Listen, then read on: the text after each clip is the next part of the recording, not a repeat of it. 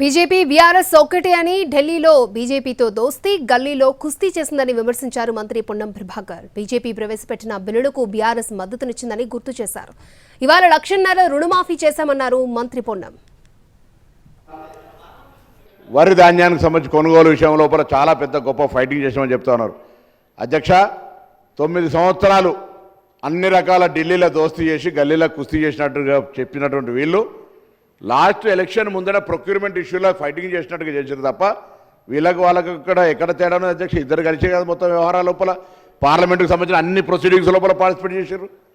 ప్రతి రకంలో ఆనాడు ఈ రైతాంగానికి సంబంధించినటువంటి 3 బిల్లులు తెస్తే పార్లమెంట్ మద్దతునిచ్చి దాని తర్వాత కదా వీళ్ళు ఇక్కడ వచ్చి మళ్ళీ రైతులు మొత్తం దేశవ్యాప్తంగా ప్రొటెస్ట్ చేస్తుంటే తర్వాత కదా వీళ్ళు దాన్ని వాళ్ళ వైఖరి మార్చుకున్నారు.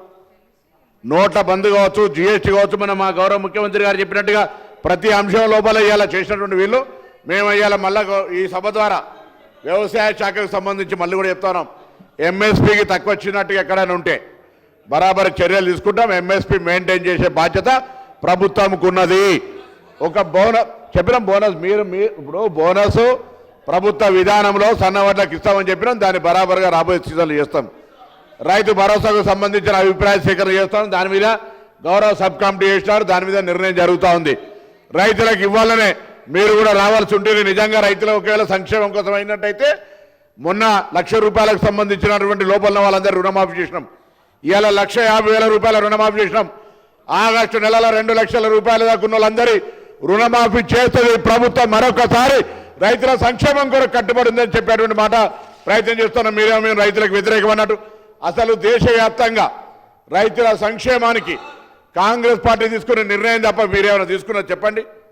ఏం నిర్ణయం? రైతు భరోసానో, చనిపోయినాక రైతు బీమానో, ఇలా పంటల బీమా కూడా చేస్తాం అధ్యక్ష. మేము ఇవాళ సంబంధించి మీలాగా మేము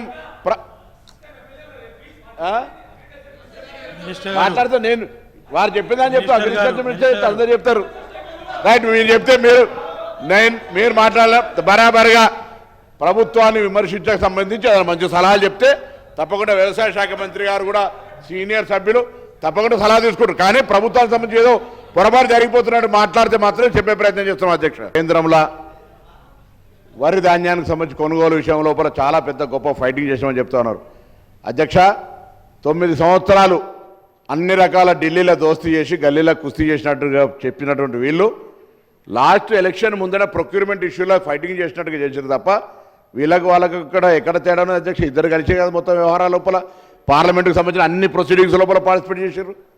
ప్రతి రకంలో ఆనాడు ఈ రైతాంగానికి సంబంధించినటువంటి 3 బిల్లులు తెస్తే పార్లమెంట్ మద్దతునిచ్చి దాని తర్వాత కదా వీళ్ళు ఇక్కడ వచ్చి మళ్ళీ రైతులు మొత్తం దేశవ్యాప్తంగా ప్రొటెస్ట్ చేస్తుంటే తర్వాత కదా వీళ్ళు దాన్ని వాళ్ళ వైఖరి మార్చుకున్నారు.